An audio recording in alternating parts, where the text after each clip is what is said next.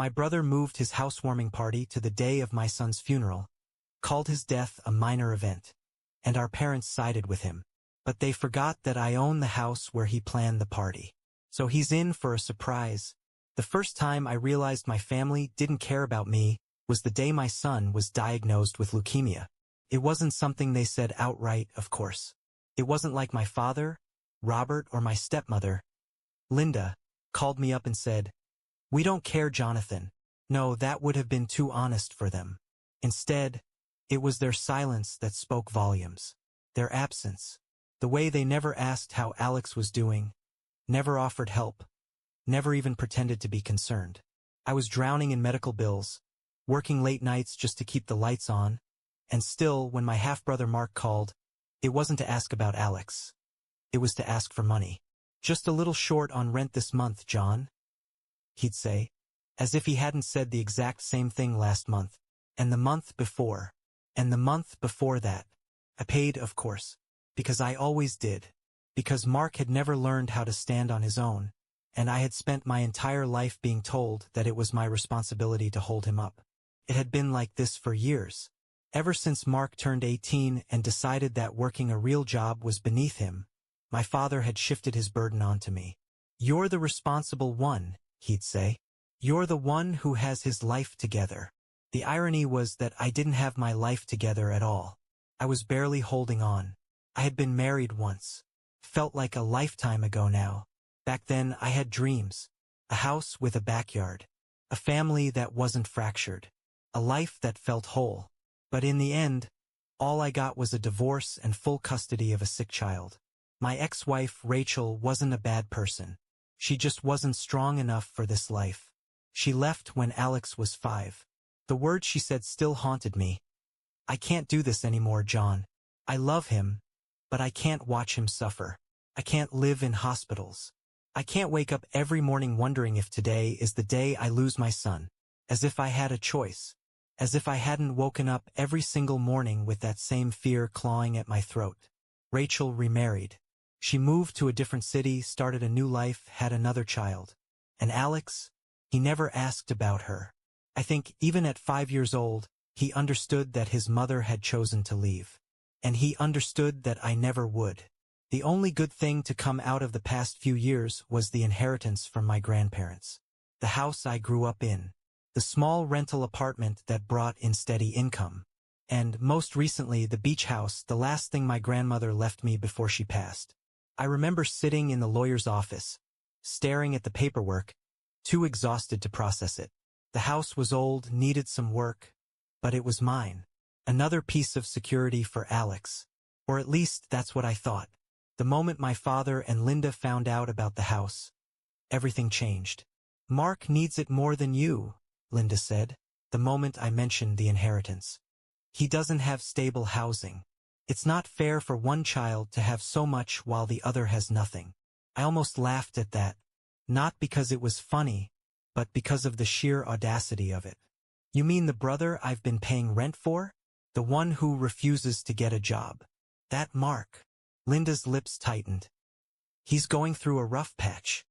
He's been going through a rough patch for 15 years.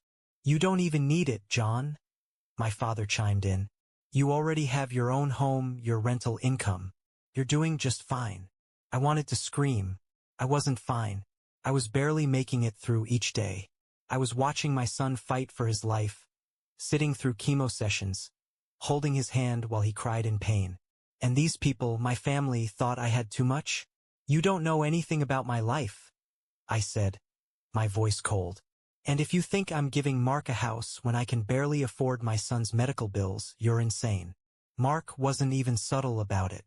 "Come on, John, don't be selfish. You have everything. I have nothing. You have nothing because you refuse to work for anything."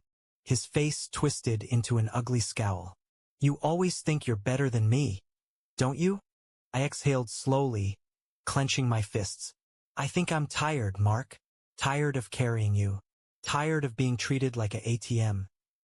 Tired of being the only one in this family who gives a damn about anyone but himself."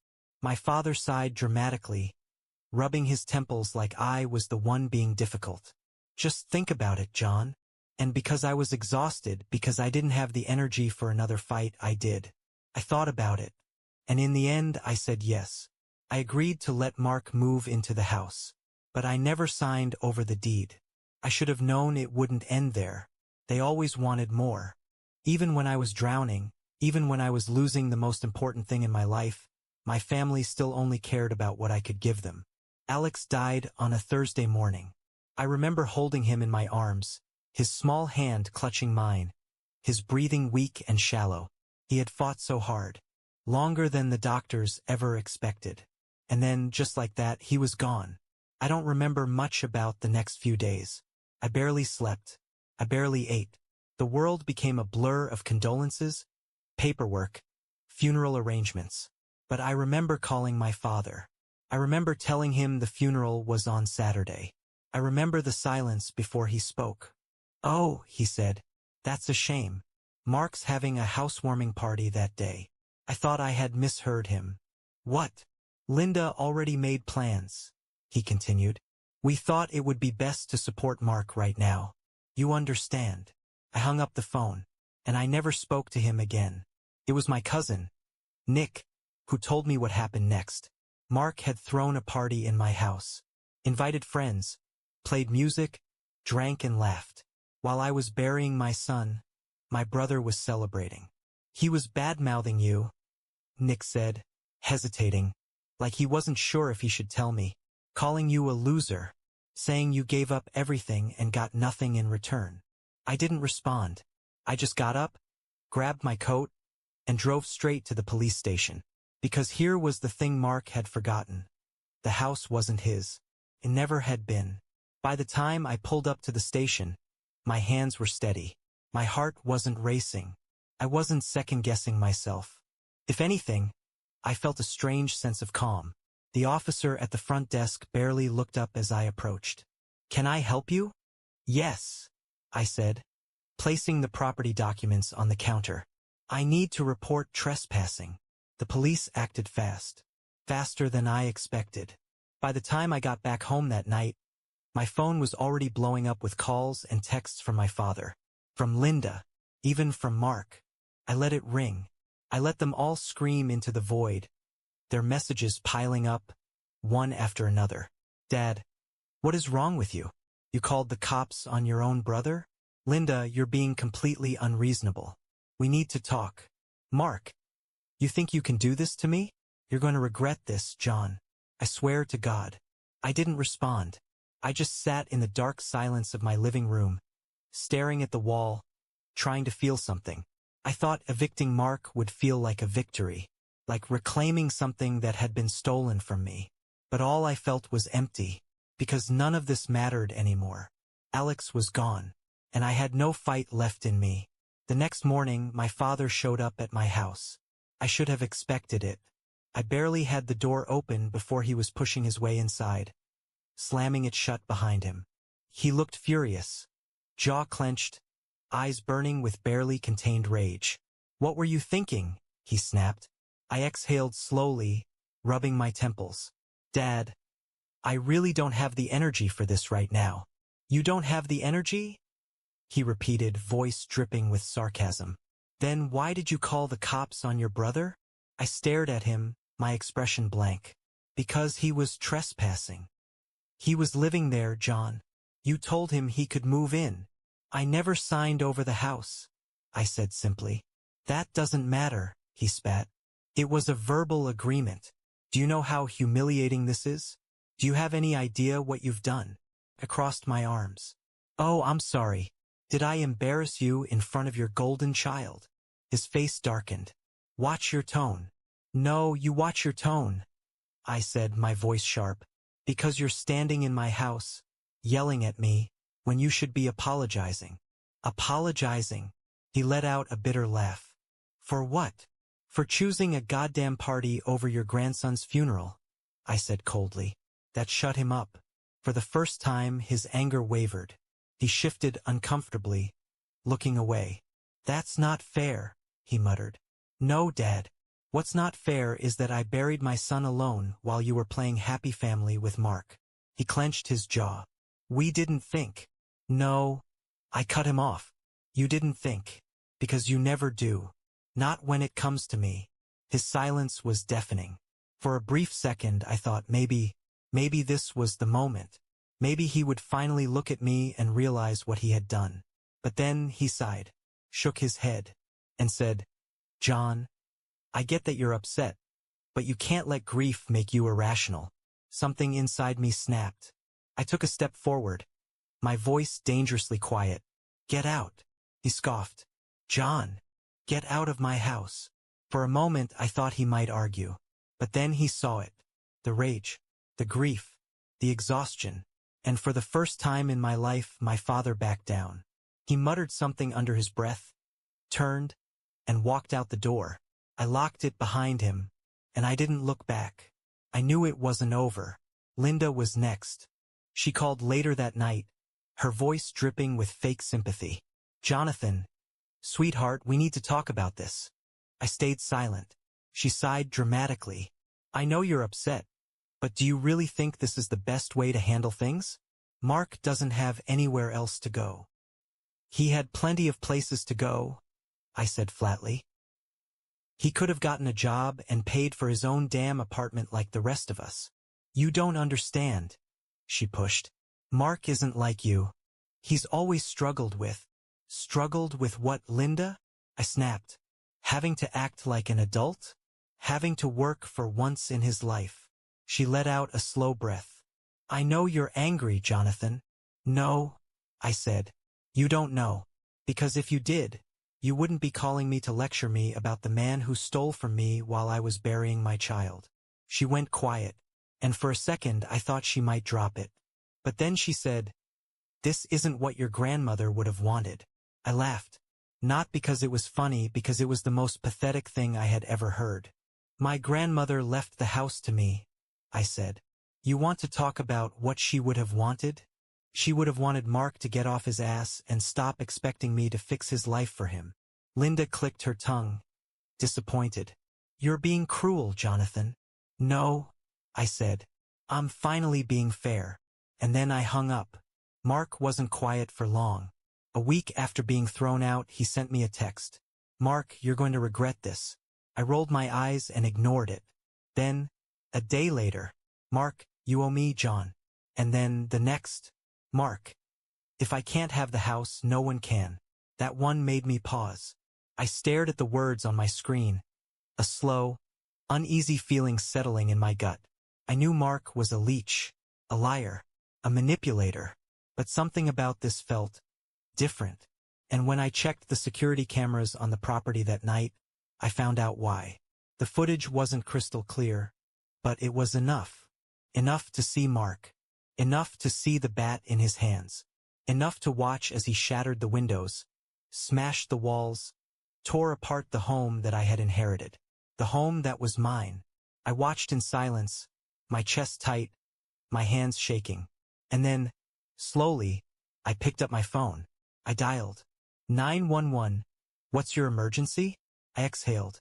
My brother just vandalized my house, I said, voice steady. And I have it all on video. Mark was arrested the same night. I didn't go to the station, didn't answer his calls, didn't respond when Linda texted me at 3 a.m. with a frantic, "How could you do this to your own brother?" I just sat in my living room watching the security footage on loop, watching him destroy what wasn't his, watching him take a bat to my grandmother's windows, her walls, her floors, the house she had loved, the house she had trusted me to take care of. And I felt nothing, not anger, not sadness, not even satisfaction, just emptiness, like I had finally run out of things to feel. The next morning, I got a call from Nick. "Dude," he said, voice still thick with sleep. "I just heard." "What happened?" I sighed, pinching the bridge of my nose. "Mark trashed the house." "No way." He sounded stunned. "I mean, I knew he was pissed, but Jesus, he really did that. I have it all on video." Nick let out a low whistle. "He's screwed." "Yeah," I said, voice flat. "He is." There was a pause. Then, hesitantly, Nick asked, "Are you okay?" I blinked at the question. No one had asked me that in a long time. Not after Alex got sick. Not after he died. Not after Mark stole from me. After my father abandoned me. After Linda tried to guilt me into submission. No one had asked. And I honestly didn't know the answer. I don't know, I admitted.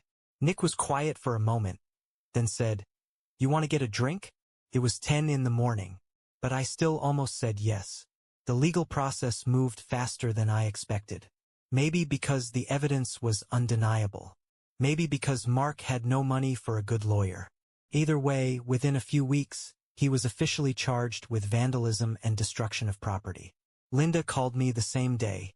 "Jonathan," she said, voice tight, "I hope you're happy. You've ruined your brother's life."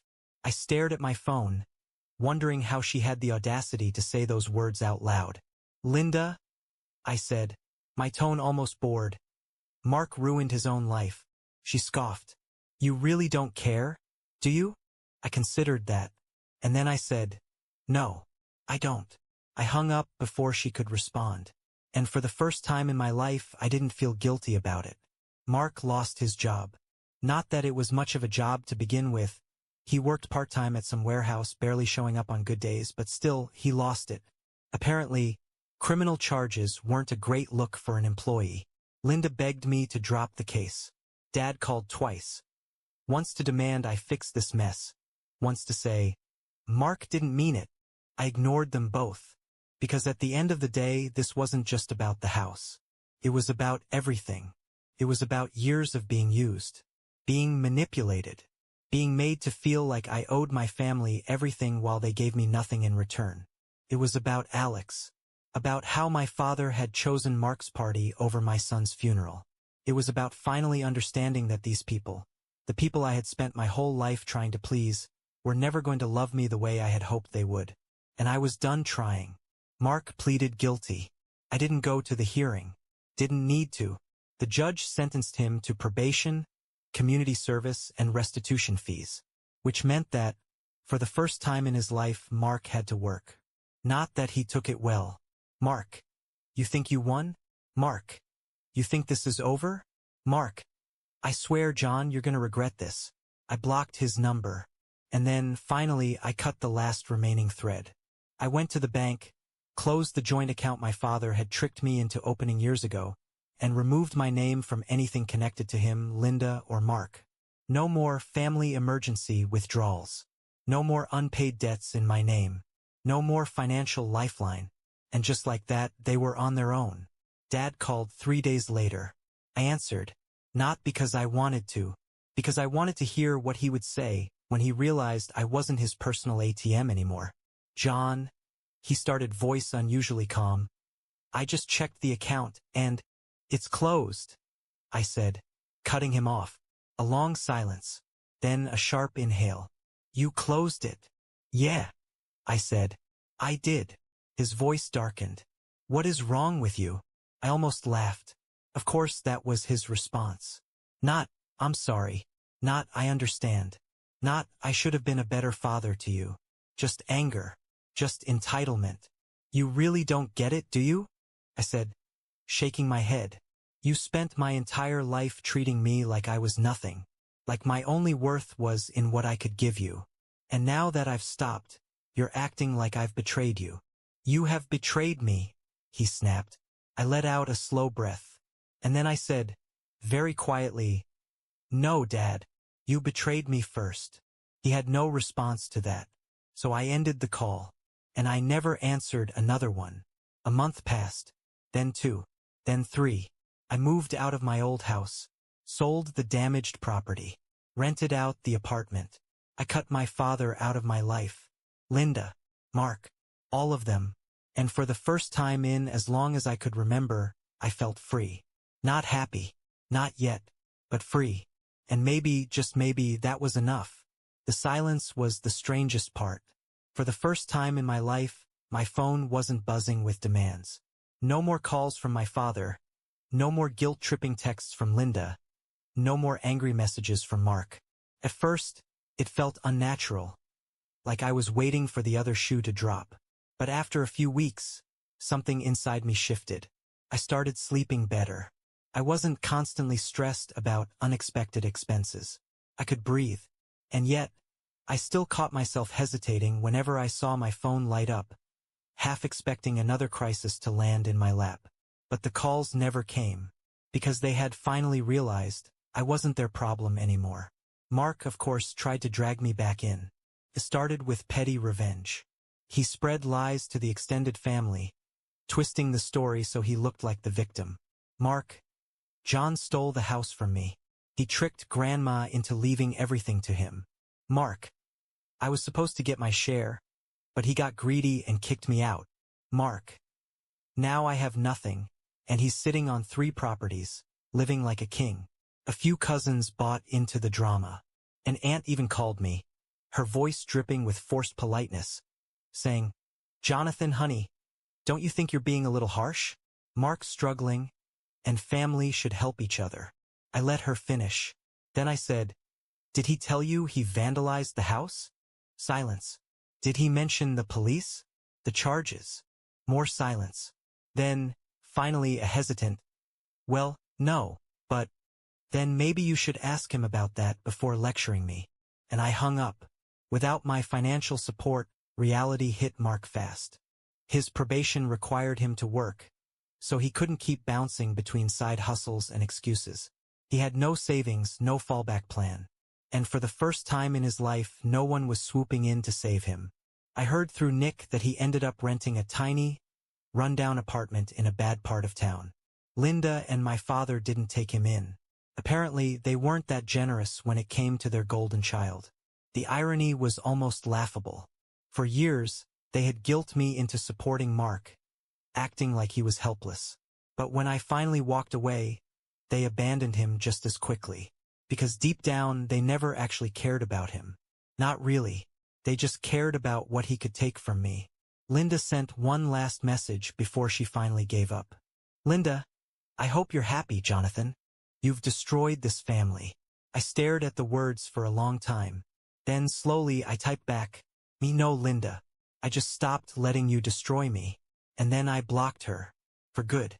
Cutting off my father should have hurt more than it did. But after everything, there was nothing left to grieve. He had already chosen Mark over me, over Alex, over everything. He had made his priorities clear, and I had finally made mine. I wasn't his son anymore, not in any way that mattered. The strangest part was how normal life became. I wasn't rich, but without my family leeching off me, I had enough.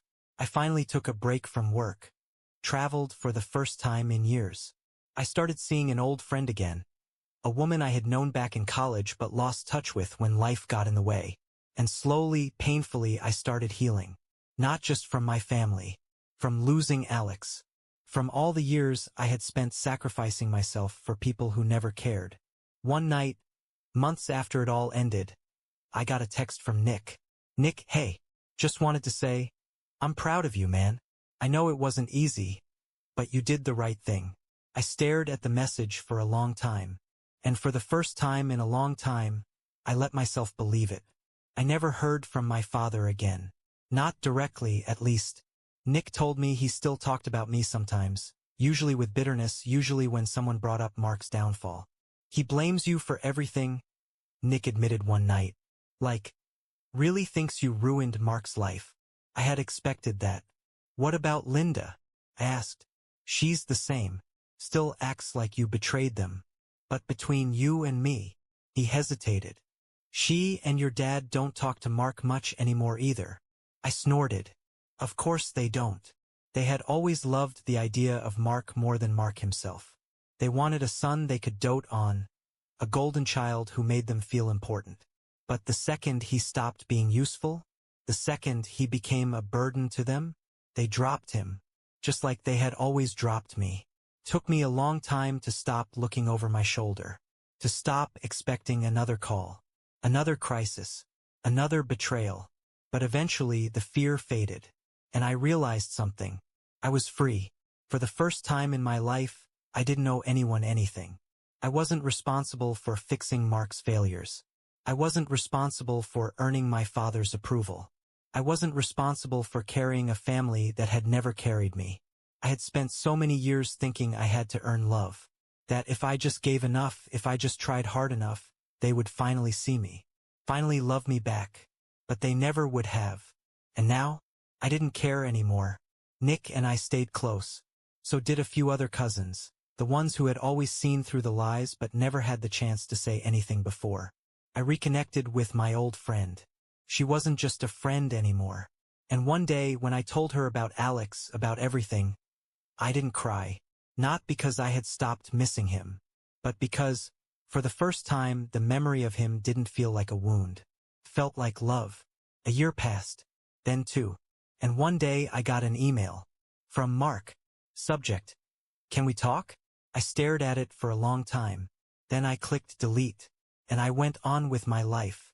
Final thought. Family isn't blood. It's not obligation. It's not sacrifice without love. Family is the people who stand by you. The ones who care. The ones who show up. And I finally had that. I finally had them. And that was all I ever needed.